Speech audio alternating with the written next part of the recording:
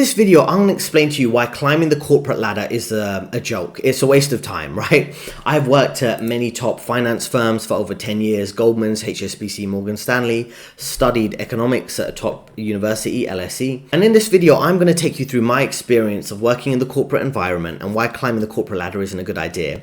And through that, I'm going to also react to this video from Josh Fluke, who actually worked in the tech industry. So you get two different perspectives, someone who worked in finance, someone who worked in tech. It's not up to you. Want more benefits? That's not up to you. It doesn't. So what he was just saying here, Want more benefits? you know, if you want to raise, you think you can work hard and get raised, and to a certain extent you can. But in large cases, any cases, often when you want a promotion or you want a raise, it depends on how well the company is doing, which is kind of out of your control. If you're working really hard and the company overall is not doing so well, getting a raise, getting a bonus, getting a promotion might be difficult. Getting a promotion is kind of impacted by whether the person above you is going to retire or take a step up or leave the company. In many cases, you have these baby boomers, you have these people in older age who got these very rigid jobs for life in senior roles, getting paid multiples what you are getting paid, and it's very difficult to get a promotion.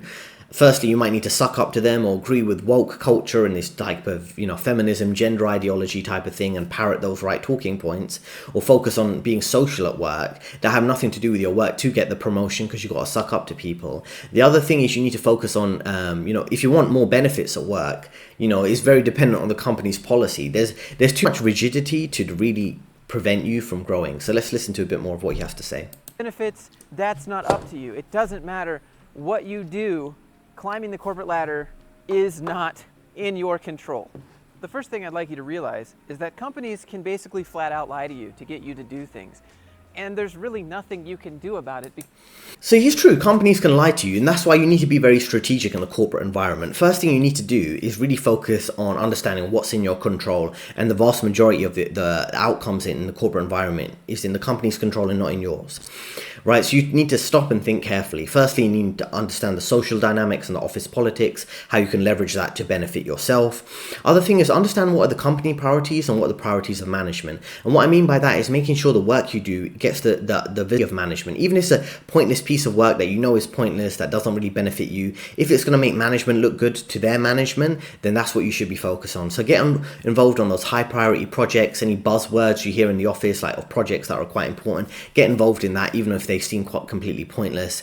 Like in the finance industry, there's some things like conduct risk, integrity, and things like that, all these special trainings you might need to do or promote in the work corporate environment. Even if you think they're a bit pointless and they're not actually achieving much, just focus on, you know, promoting that in the office if that's what they care about. I remember one time, it's a funny story to me, I remember one time my managing director, she essentially wanted me and others not to send emails on Wednesday afternoons because senior management wanted to reduce emails and make people think about and be more thoughtful about how many emails they send. This is the ridiculousness of it all, right? That I accidentally sent one email that Wednesday afternoon and they had a go at me. I just started the job, and it's like I sent an email, right? It wasn't like an email sharing private information outside the company. It was just sending an email to a co-worker to get on with the work, which is what we're paid to do. But they had some company policy because of management, no emails on Wednesday afternoons so everyone can focus on their work. It's like a completely ridiculous concept. And then my manager didn't like it, and my direct manager was like, she's the type of person who would enforce these type of ridiculous rules, and you feel like you're being babied in the office. And I'm sure a lot of you times you feel like they're treating you like a baby or a child in the office when you just want to get your work done and go home. So it's kind of a weird environment you have to adapt to.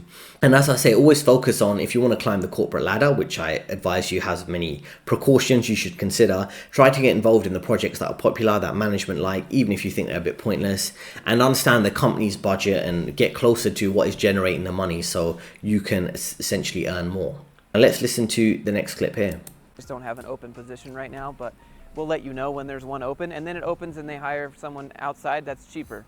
Or they say, if you go above and beyond, we'll take a look at your performance and review it. And then you go above and beyond and they say, you didn't go above and beyond, or they just don't review your performance at all. So what he's saying here, essentially, you can work real hard, but what happens is when you work for a company, they essentially control the narrative. So even if you work hard and you do good work, they could just say, oh, it's not good work. Oh, they can manufacture any narrative about you, good or bad, depending on what benefits them. So that you could work hard, as I say, and have good performance, but that performance and promotion kind of doesn't depend on your ability, it depends on how you perceive. Does management like you? Don't they like you? Do your co-workers like you? Things like that. So my experience of working at a major investment bank, I noticed some people who were slightly above me, they were looking to get promotion to the next level. They were trying to go from associate to vice president at this major investment bank. And what would happen is some people, they would just spend many years working and they would never get promoted to the next level.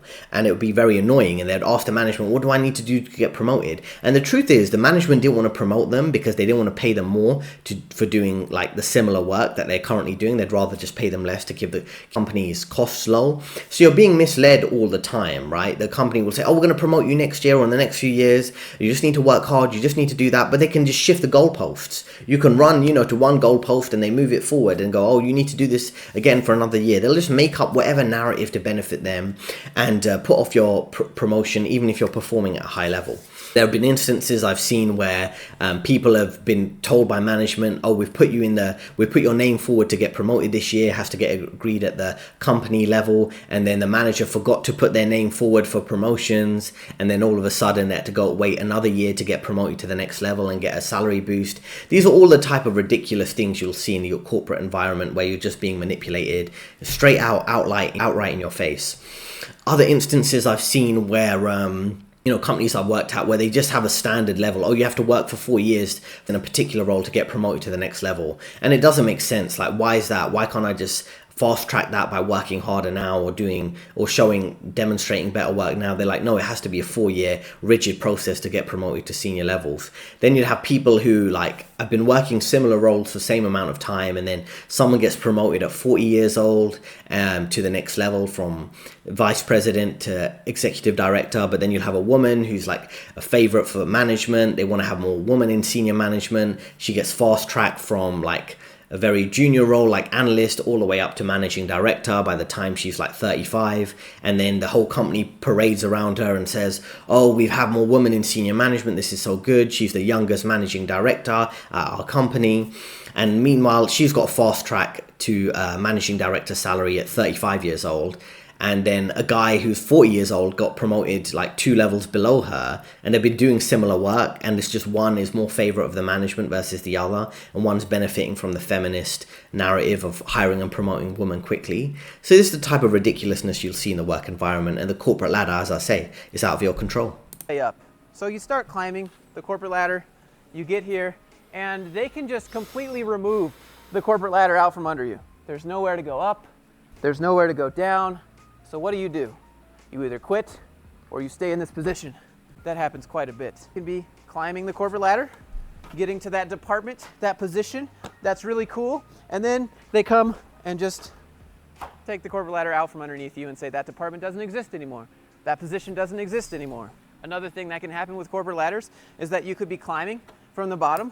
So what is he trying to explain to you? They can pull the corporate ladder from up under you. I know many people who've been very senior, they've worked hard, they've reached managing director level at those top investment banks that I've worked at, that I've seen out in the industry, and all of a sudden they get fired after a couple of years. Why do they get fired? Because someone more senior than them just doesn't like them, sees them as competition. Then all of a sudden, someone who's been working at a company for over 15 years, and they're at managing director level, strong performance reviews for many of those years, then all of a sudden they just start manufacturing a narrative. Oh, they pursue too many risky investments for the company. They don't have good, ability to work effectively in a timely manner. They'll just manufacture whatever rubbish narrative to get rid of people. So you should be aware of that. If you are climbing the corporate ladder, everything's in your favor now because you're popular at work. But if the new management come in above you and then they don't like you for whatever reason, or they want to put their friends in your position, they'll just fire you and hire their friends and then manufacture whatever narrative they need to get that done.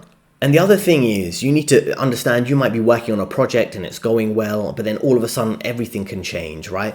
You might have a different project manager and they might give you a different type of work, and then all of a sudden you're doing work that no one really cares about and that is low priority, and then you're seen as disposable and you can get laid off. So as he says here, the ladder, they can change the structure of the ladder, change the structure of your role without you being in control of it. And next thing you know, you're kind of not in a good position. And then you get to the top and you're about right here, and suddenly they extend the ladder 50 more rungs. And there's nothing you can do about that. Zero. Do you just keep climbing, or do you get a different job? So this is quite funny, right? You might, as I say, working hard to progress, and then they go, oh, you need to spend another 5 years in this role to make it to the next level and make some more money. And that's when you need to leave the company, because they're kind of gaming you. And the thing about the corporate environment is always going to be a game, right? It's going to be a social game, office politics game. There's going to be favorites and things like that. All these things that really take out the element of how hard you're working or the quality of work you're producing. That's kind of the very low on the priority of the corporate ladder, if you want to consider it that. Making to the higher rungs of the corporate ladder really do depend on social dynamics and all types of things that are really outside your control. So that's something you should always be conscious of. You're not really on a stable grounding, even though people think, oh, have a full-time permanent job at a major company. It's not really as stable as you're being told it is. And I'm telling you from my experience of working at these companies, I'm not your parents, for example, who might just be saying, go to university, get into debt, doesn't matter, just get this top job. There's a lot more to it than just what you're being told. You're doing good. You're working hard. You're trying to impress everybody. You're getting to this position up here at the top, and then you get here, and there's nothing here for you except a new job title and more responsibility, which means more hours. So that's fun too. You like how this resembles like jail? Let me out! Let me out of this job! You'll never. So what is he trying to say here, right? This is quite important, right? So there's many ways of looking at this. Firstly, you might be working hard, staying late, putting in extra time, extra effort, and then all of a sudden, you're kind of trapped in. You might be, because you've been spending so much time putting into that job to make it to that high level, you might be locked into the job because you have golden handcuffs, because it's the only skill you have to earn that high salary. You haven't built your own business. You haven't built other income sources. You have a high mortgage because you bought a massive house. You maybe have your kids in private school, and you're locked into that, right? And I know people who are locked into that. They're like slaves, right? Even though, they should have been investing their money, living for lower cost, maybe really considering, can they afford expensive marriages and weddings and expensive cost of living for themselves and their family, but they don't think these things through, right? And then eventually they're so locked in that they have to stay late, they have to suck up to management, they have to fake laugh at management jokes to fit in with these bizarre corporate environment. This is the type of weird dynamic that people can get stuck in, right? And one thing you should realize here is that essentially a promotion doesn't necessarily fix all your life problems. Lots of people think, oh, just when I get promoted to the next level, then all my questions and life issues will be sorted. But that's really not how it works. In many cases, you'll be working hard, you get promoted, then you might have to dedicate more time to work. You might have less time for your hobbies, less time for your family. Promotions don't solve all the issues. You might get 5 to 10 grand more, but it's not really going to change your life circumstances. And it doesn't really fix these kind of broken social dynamics and economy you might be dealing with. You might be able to be like, oh, cool, well, I can afford a bit better quality food, I might save and invest more, but it's not really the game changer that you're kind of told it is. So these are 8 tips you're typically given, even if you do a corporate training at work and they say, okay, this is how you climb the corporate ladder, however they want to present it. Let's go through this. Working hard and being smart. I have worked hard in many investment banks, and from what I've seen, it's not hard work that really pays off, or working late, working early, things like that, doing things ahead of time. This isn't really what's rewarded. Doing a slightly above average job is what is rewarded, and playing the office politics, as I say, sucking up to the powerful people and playing fake nights with your co-workers is what's important.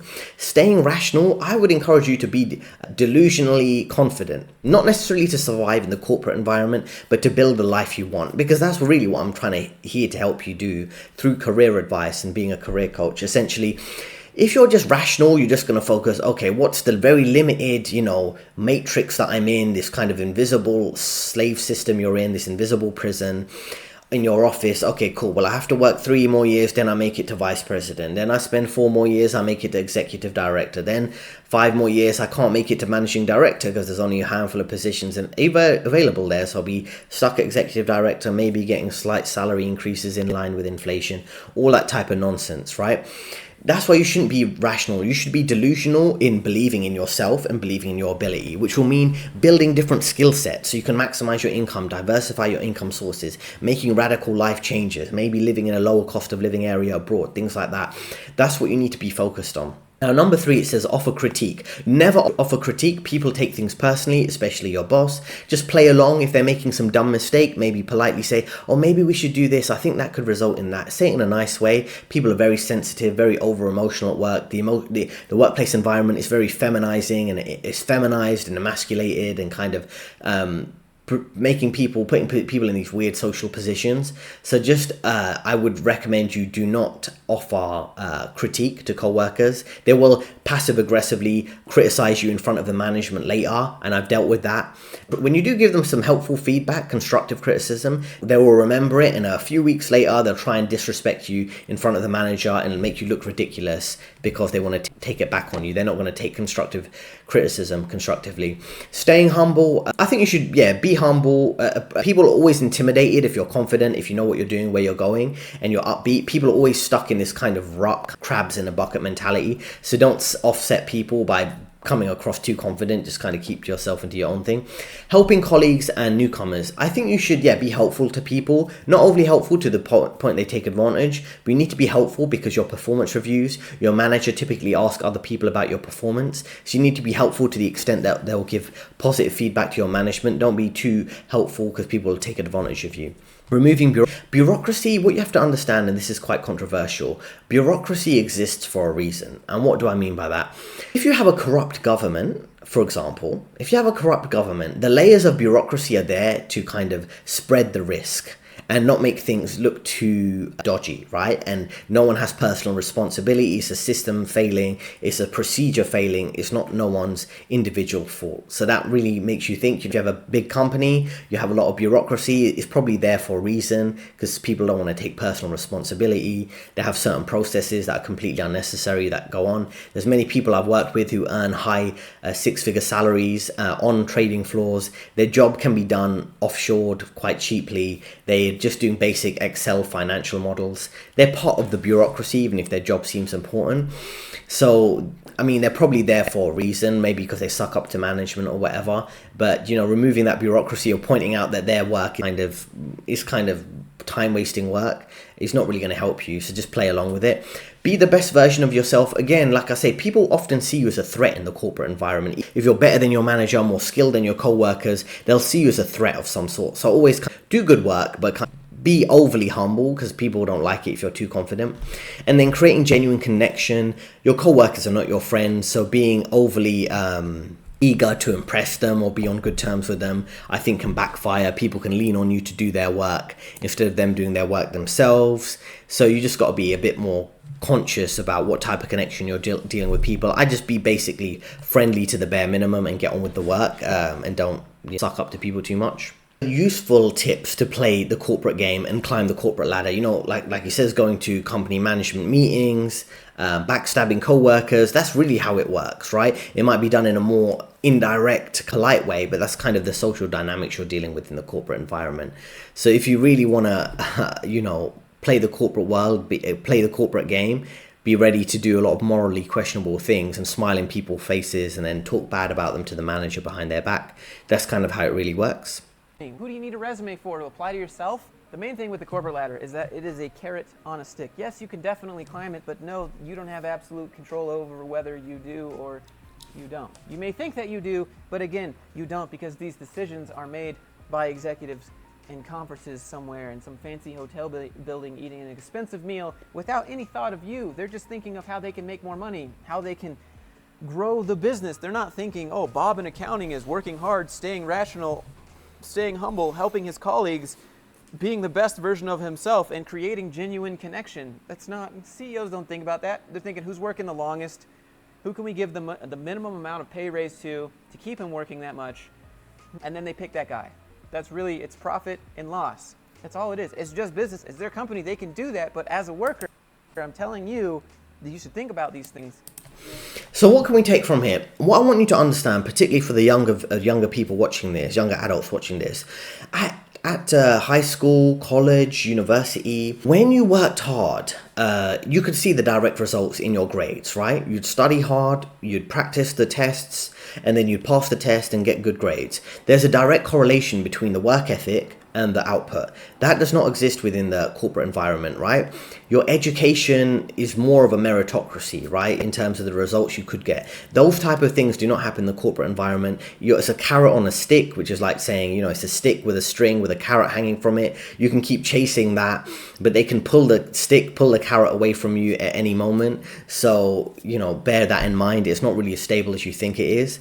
And really understand that, because I'm telling you from my experience, from someone who did study at LSE and worked hard to get top grades and things. The transition from the education to the corporate environment is quite stark, because you're typically, if you work at a top company, you probably did study hard at some kind of educational institution, and then you make it to the corporate environment and you think you're going to play the same game. Oh, let me work hard, like studying hard, and it'll pay off. Well, it paid off with my grades. It doesn't pay off in the corporate environment because it's a social game and it's not a hard work game. So it's very important here. So that's the last little clip here. So what you need to do is build a various skill stack, and it's something I can help with through my career coaching program. You need to make sure you're not just a useless cog in a machine that can be replaced at any moment. I'd also agree with this statement that you need to be able to disagree with people in a polite way and set clear boundaries.